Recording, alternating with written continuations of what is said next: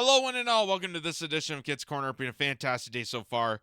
So get this. They released the beast again, John Fetterman, the Frankenstein monster of the Democratic Party, to terrorize the Fox News set to, again, shame college kids for not understanding why they're protesting, apparently. So Michael Tracy says John Fetterman says he can't figure out what the campus protesters are even protesting about. Just a huge mystery to him. He also accuses Jewish Voice for Peace of being paid agitators. Interesting that the most vocal pro-Israel Democratic senator, is literally brain damaged. And it's amazing that Fox News decide to have him on the minute he started talking about Israel. So here's what he had to say about this. It's like I don't know why they seem to. I'm not even sure what they're really, protesting about. If you ask them, they're not really sure. They can't, And now they're not talking about ceasefires anymore. And now they're talking about divesting and harming Israel on that. It's crazy. And they really just broke the mold yesterday when they had protesters at Auschwitz yesterday during the Holocaust, the 2 mile walk thing. I mean, like how much more tasteless and disgusting that could be. They showed up with that. And as I said that it's actually working against peace in Gaza. And Hamas is convinced that they've won the PR war, and they keep seeing all these kinds of protests across the nation on these campuses. And it's not helpful, but it's actually works against peace, I think. Jewish Voice for Peace and the other ones, they try to pretend that they're like some grassroots kind of thing, and it's not. They're paid, and I have said this. I don't care if you're a protester, paid or not. If you've got to protest anything, you should be protesting against Hamas and demanding that they take the ceasefire, or they can just send all these hostages back home. Or better yet, protest the people that originate Hamas, which turns out to be Israel. So they're actually protesting Hamas by protesting Israel, because the best way to stop a terrorist is stop the funding and the creators of terrorist groups. That's a little note to take there. Home, and if then that's very clear. They've been showing up in my office in Philadelphia back in I think October, and it's not grassroots. It's just paid kinds of agitation. And Israel, it represents the kind of values that in America, and it's like we should be able to defend the Israeli way of life. And we can't ever forget, they are the ones that started this, and they're the ones that broke that ceasefire, and they did the most terrible things to babies, children, women, tortured, mutilating, systemic. Much like the United States, which is why we share an important allyship, right? That's we want to protect the Israeli way of life because that's the American way of life. We have a heinous government that pledges its support for endless wars so they could cause havoc to men, women, and children all around the world. And we do carnage and unspeakable things against humanity to all different nations. And then we slaughter, massacre, and continue to thrive as a powerful nation. And anyone that criticizes against America is clearly a terrorist, evil, communist, cultish, Marxist, insane psychopath that needs to be walked off the face of the earth. Again, that's the partnership that we have with Israel, I guess. We want to protect that notion of war criminals can love each other. War criminals alike. Rape, and I don't understand why. It's undeniable that anti-Semitism is often at the center of a lot of this protesting and the speech that now is out there. And now Meta or Facebook is now like, well, is river to the sea? Well, of course that's calling for the destruction of Israel, and of course that's hate speech, and it shouldn't be platformed by anything.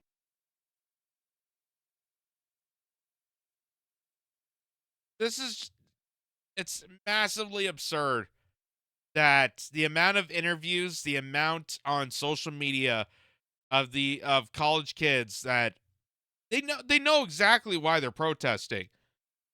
But for individuals like John Fetterman, and I get that John Fetterman is not the sharpest pencil in the box to begin with, for obvious reasons. And the news media even points out on this, but all of a sudden, the minute he turned pro-Israel, all of a sudden, oh my God, this guy's a hero. We need to get him on TV. Even for his case, we saw the clip of him going to agitate the protesters by, saying how dumb they are, how ridiculous they are. Well, you don't understand. You don't understand. You don't understand. Why are you protesting this? You're allowed to have your free speech, but at the same time, blah, blah, blah, blah, blah. Like, you know exactly what you're doing. You know exactly why these people are protesting. You even said that the wave of anti-Semitism, supposed anti-Semitism, is rising because they're protesting in the direction that doesn't appease your campaign, which is being financed by AIPAC. That's what's really bugging you. That's why you're reaching out to news organizations, the same news organizations that used to put you down constantly for being a stroke victim who's brain dead.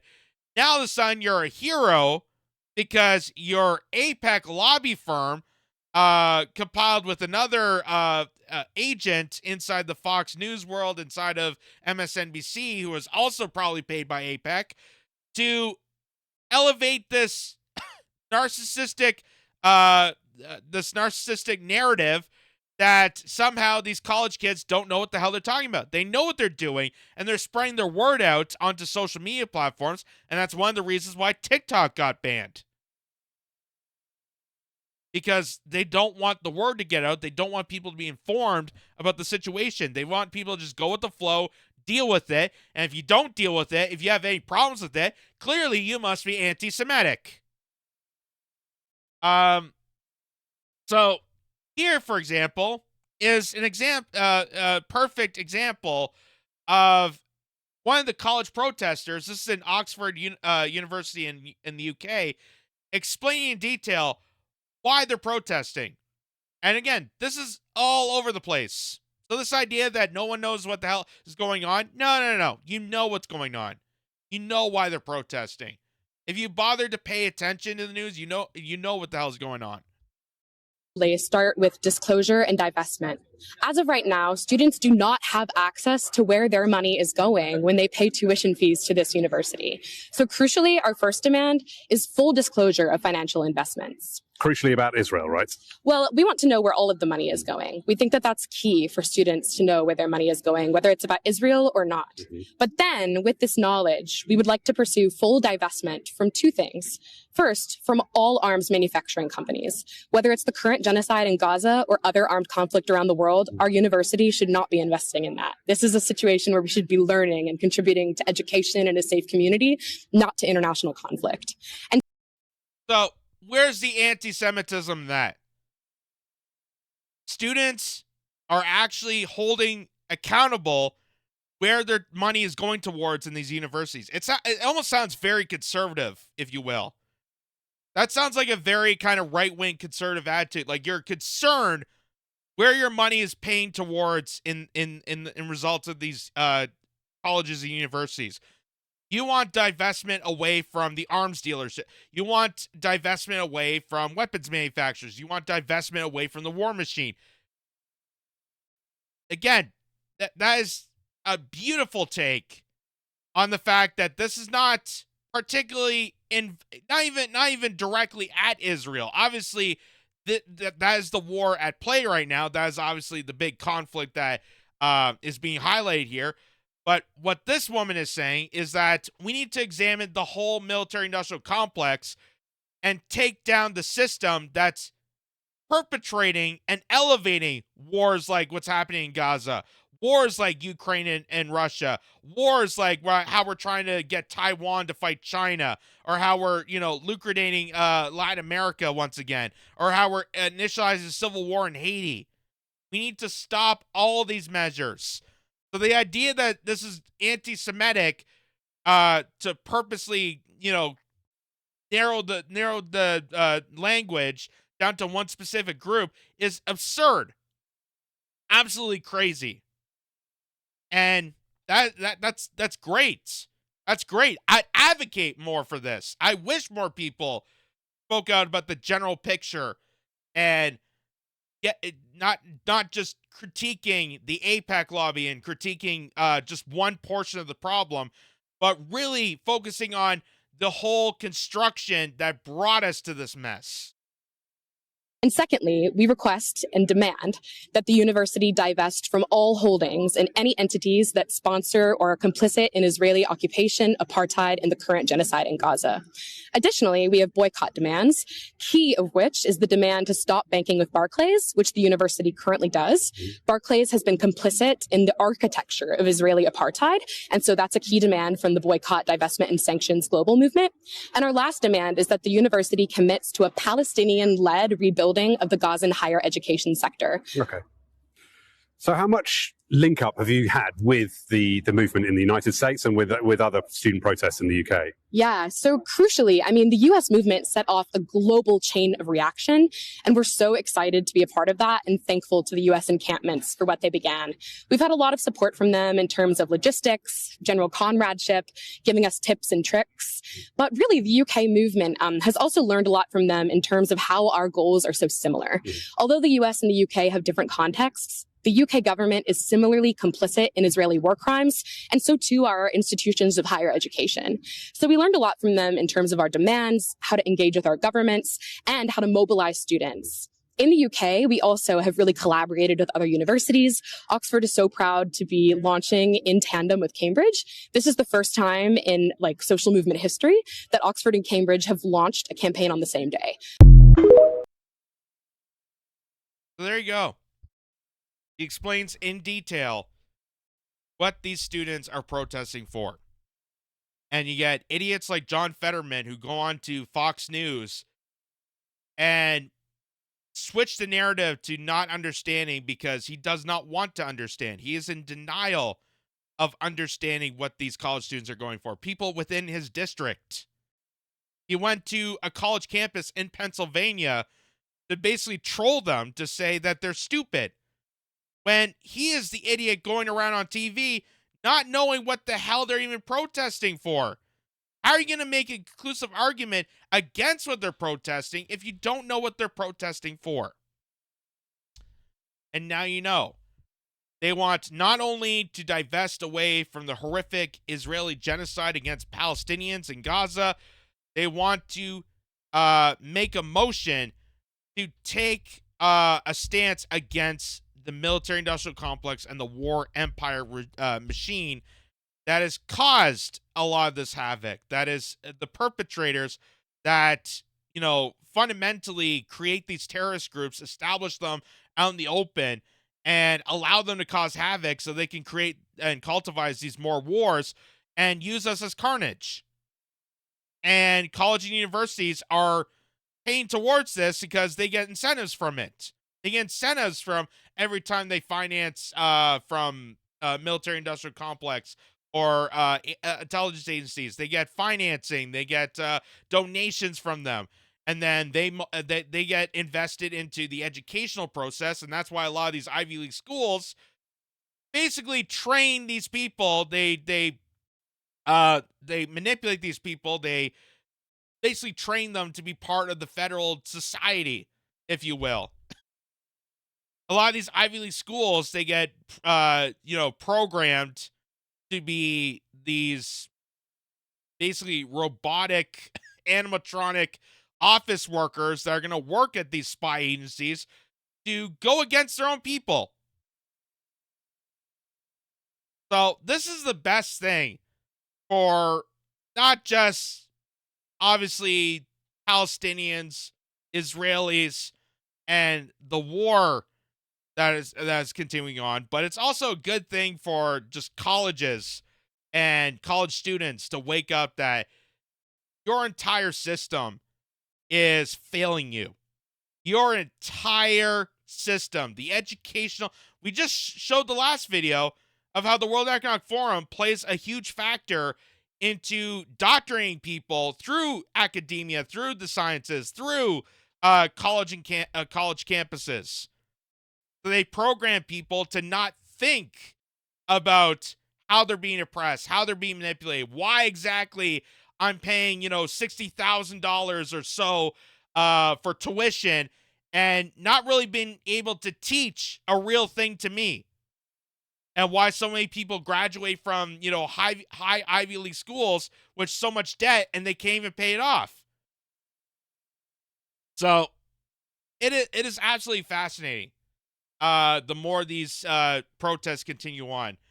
And Glenn Greenwald chimes into what John Fetterman said on Fox News here. He quoted Michael Tracy here. He says, until October 7th, it was universal consensus among conservatives that Fetterman was physically and cognitively broken, unfit to serve. And I remember that. And I'm still one of those people. I'm still baffled by the fact that he won against a TV doctor. Like that's American democracy right there.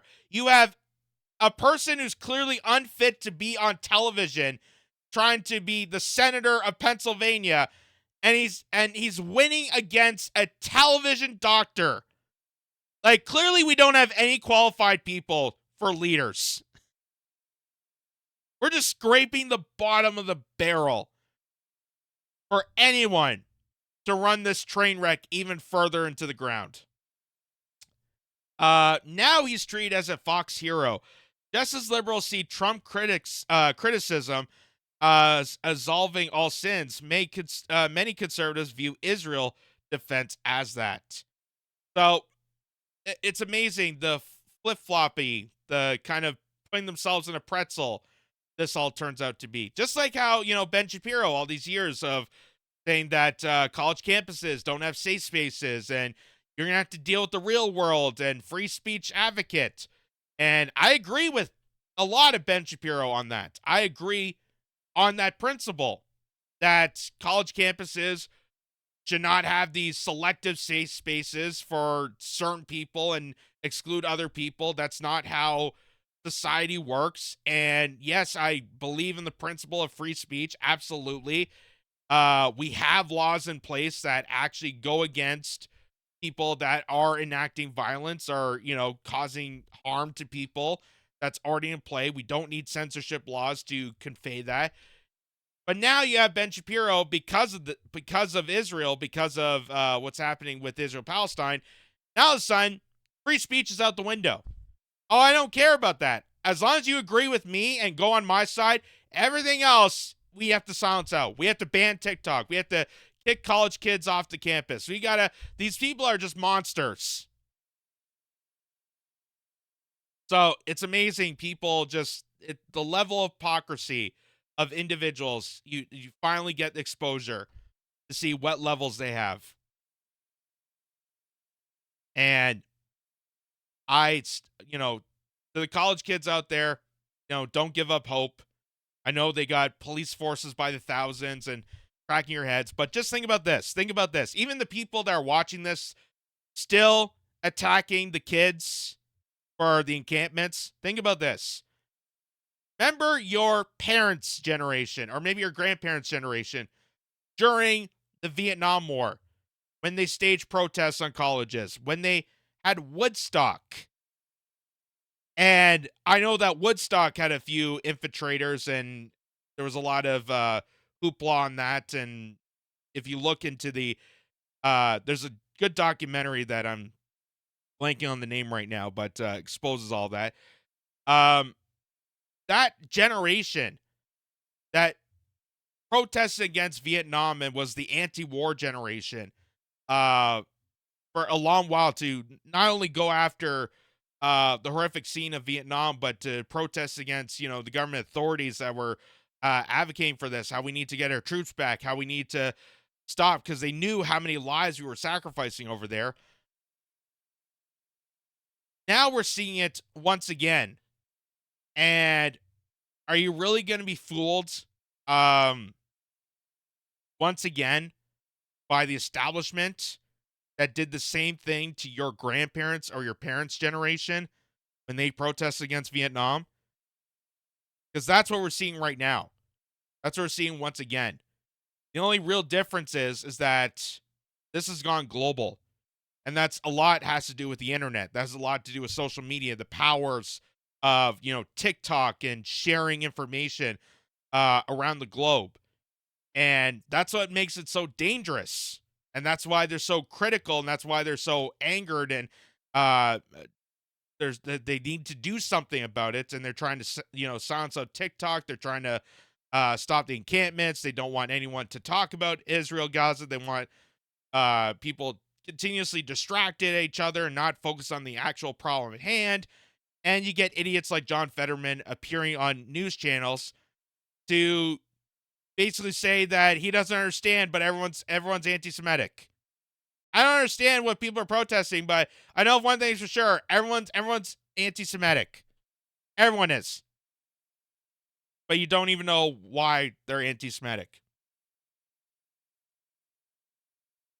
So, just a little food for thought.